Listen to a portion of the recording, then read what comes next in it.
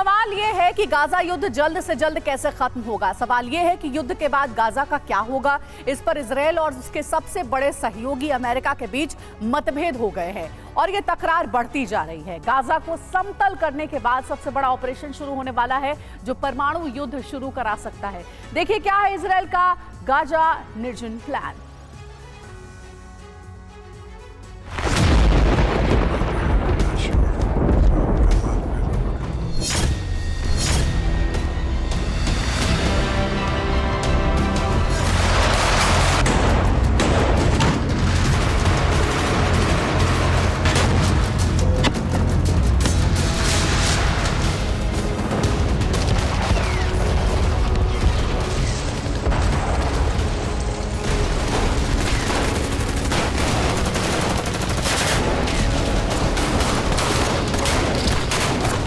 Gaza का युद्ध America और इजरायल दोनों के लिए संकट बनता जा रहा है।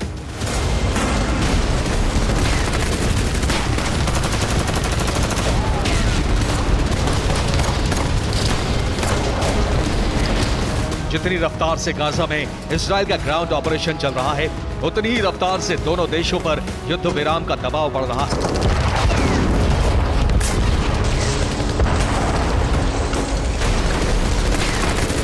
इजरायल और अमेरिका दोनों के बीच गाजा युद्ध के मुद्दे पर तनातनी बढ़ गई है।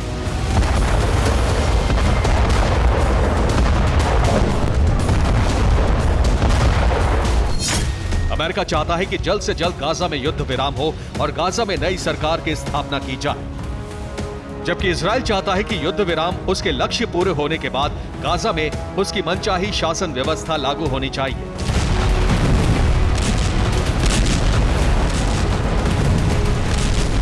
इजरायल का सबसे बड़ा सहयोगी अमेरिका सार्वजनिक मंच से कई बार कह चुका है कि गाजा में युद्ध विराम बहुत जरूरी है, लेकिन वीटो लगाकर इजरायल को समर्थन भी देता है।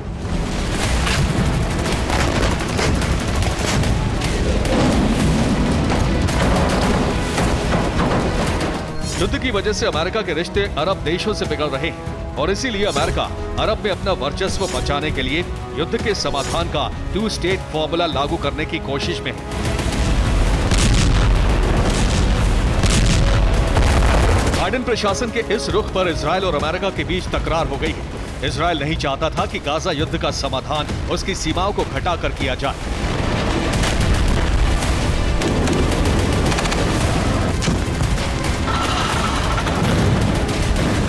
इजरायल ने अमेरिका से अपील की है कि सार्वजनिक मंचों पर 2 स्टेट्स सॉल्यूशन की बात न की जाए। इजरायल के प्रधानमंत्री बेंजामिन नेतन्याहू बाइडेन के सामने सख्ती से ये संदेश दे चुके हैं और सरकार के बाकी मंत्री भी अपने स्तर पर बात कर रहे हैं।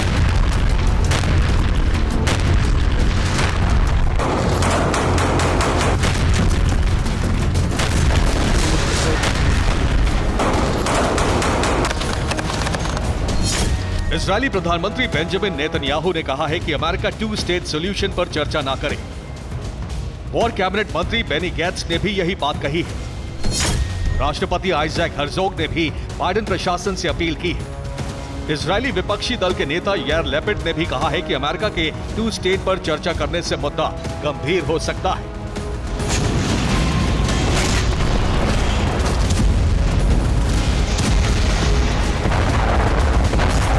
दरअसल अमेरिका ने युद्ध रुकवाने के लिए कई तरह के समाधान तैयार किए हैं और बाइडेन को सबसे मुफीद जो प्लान लगा उससे इजरायल सहमत नहीं है।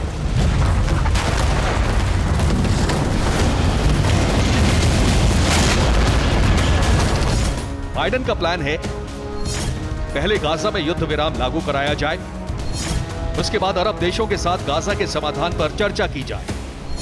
गाजा को इजरायली सेना से खाली कराकर फिलिस्तीनी अथॉरिटी को सौंप दिया जाए। इसके बाद गाजा में चुनाव कराकर नई सरकार बनाई जाए। इसके बाद स्थायी समाधान के लिए इजरायल के साथ स्वतंत्र फिलिस्तीनी राष्ट्र की स्थापना की जाए।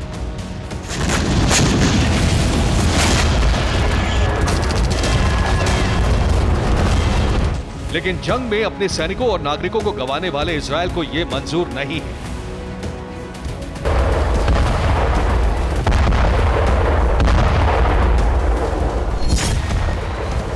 तो फिर गाजा की जंग का समाधान क्या है? इजरायल किन शर्तों पर गाजा में बारूद बरसाना बंद कर सकता है, इसकी झलक इजरायल के एक नेता ने दी है। बेतुल्ला काउंसिल के प्रमुख डेविड अजौली ने कहा है कि गाजा पट्टी को समतल कर दिया जाना चाहिए। गाजा पट्टी को पोलैंड के ऑश्विट्ज नाजी कैंप की तरह निर्जन बना दिया जाए। खाली गाजा पट्टी को म्यूजियम और छावनी में बदल दिया जाए। ऐसा गाजा बनाया जाए जिससे समुद्र तट से इजरायली सीमा तक फिलिस्तीनी कभी भी नहीं लौट पाए।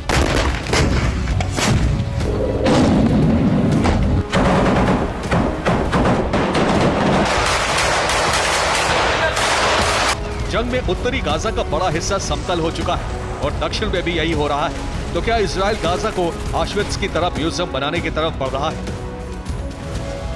ये समझिए कि गाजा में इजराइल का म्यूजियम प्लान है क्या। और पिछले 48 घंटों में गाजा के कई इलाकों में इजरायली सेना ने जमकर बारूद बरसाए हैं।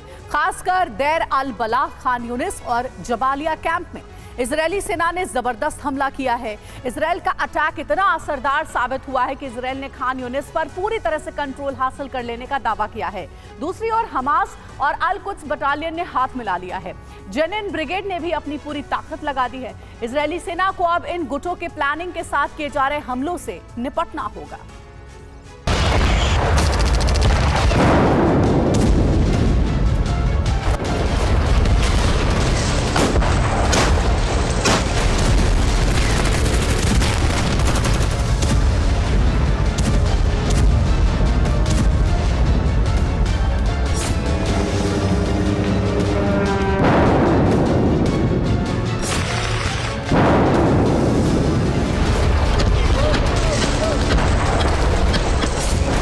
फाइटर जेट और जमीन पर इजरायली आर्टिलरी।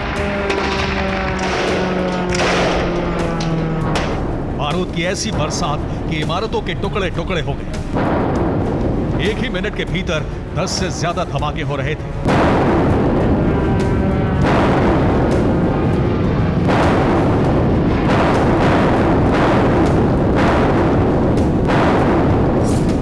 इतना तेज प्रहार कि हमास लड़ाकों के पास भागने का कोई मौका ना हो।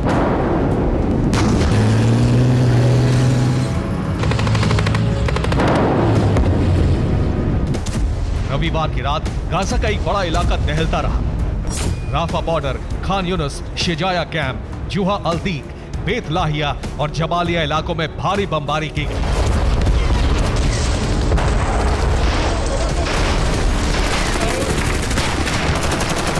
रविवार की रात गाजा में इतना बारूद बरसा कि कई इलाके तहस नहस हो गए।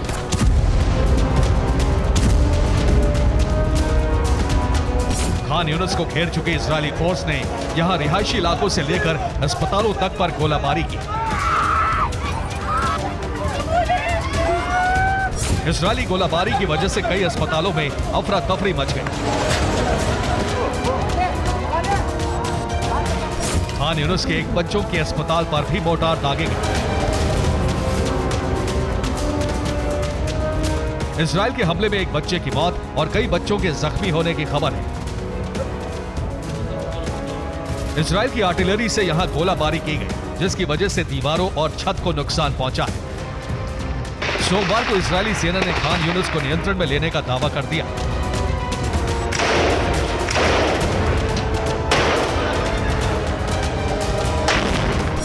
इजरायली सेना के मुताबिक खान यूनिस ब्रिगेड के ठिकानों पर छापेमारी हुई। खान यूनिस ब्रिगेड के कमांडर के ठिकाने तक सेना पहुंच गई। खान यूनिस में कई सुरंग और तहखानों की तलाशी ली गई।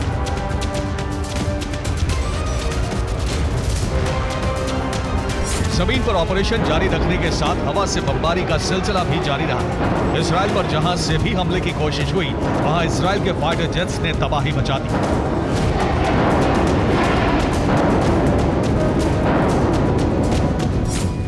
लिब्ना इलाके में इजराइल का हवाई हमला, इजराइल पर एंटी टैंक मिसाइल दागने की कोशिश।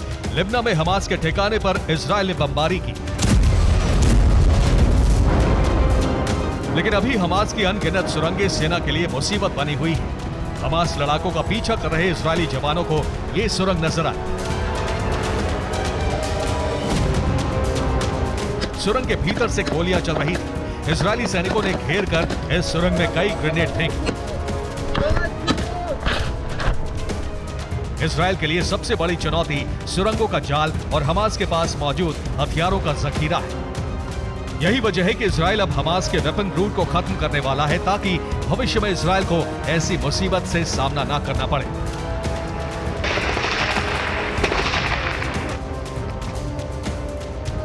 इजराइल मिस्र से लगे फिलाडेल्फी रूट पर एंटी टनल वॉल बनाने के लिए बातचीत कर रहा है। क्या है इजराइल का प्लान और किस इलाके में जमीन के नीचे बनेगी दीवार, ये आपको बताते हैं।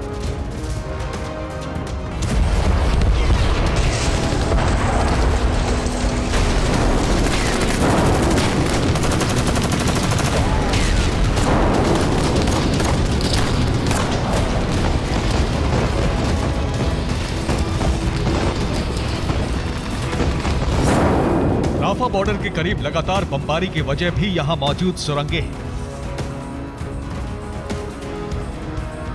इजराइल ने यहां कई इमारतों पर बमबारी की है।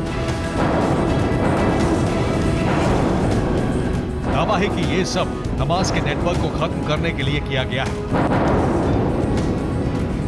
राफा बॉर्डर के करीब कई इमारतों से सुरंगों का रास्ता है और यहीं पर मिस्र के रास्ते लाए गए हथियार रखे जाते थे।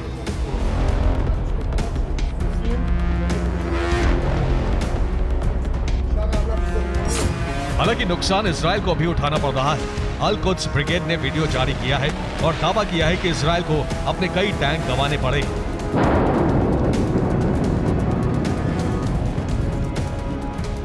वीडियो में मरकावा टैंक को एंटी टैंक मिसाइल से निशाना बनाते दिखाया गया है।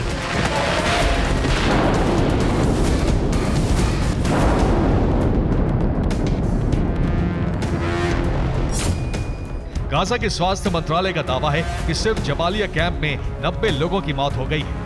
गाजा में मारे गए लोगों में 70% संख्या बच्चे और महिलाओं की है। दराज इलाके में 12 लोगों की मौत हो गई।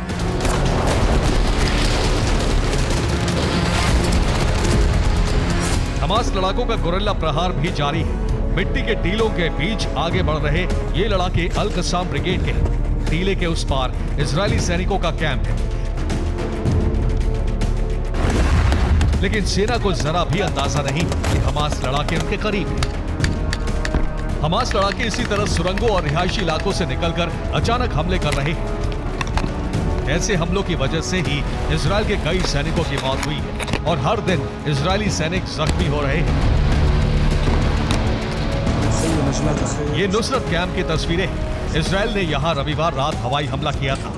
हवा से घातक बम गिरने की वजह से 10 घर मलबा बन गए। البيت هذا شايفين البيت هذا حفرته كم؟ البيت هذا مش موجود له معالم. البيت هذا مش موجود. दावा है कि इजराइल का बम इतना शक्तिशाली था कि 45 लोगों की मौत हो गई। हमास का दावा है कि यहाँ बच्चों की मौत हुई। كانت موجود في هذا المكان يعني حفرة بتحكي أكثر من. रविवार से हमलों में तेजी की सबसे बड़ी वजह इजराइल पर सीज फायर का बढ़ता दबाव है। इजराइल को लग रहा है कि अमेरिका के दबाव में सीज फायर का ऐलान हो सकता है, इसलिए गाजा में भारी तबाही का दौर शुरू हो गया है। हमास की तीनों ब्रिगेड अब तालमेल मिलाकर हमले कर रही है। 3 बंधकों के मारे जाने से दुनिया भर में इजराइल विरोधी प्रदर्शन बढ़ गए।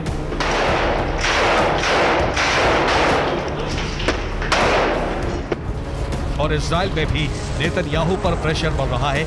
ऐसे में हमास की कोशिश यही है कि ज्यादा से ज्यादा हमले करके इजराइल की मुश्किलें बढ़ाई जाए।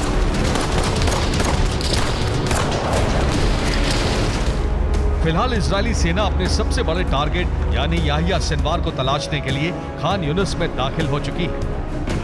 इजरायली सेना यहां हमास नेताओं से जुड़े तमाम इमारतों की तलाशी ले रही है और कुछ इलाकों में हमास के लड़ाके और सेना के बीच आमने सामने की जंग चल रही है।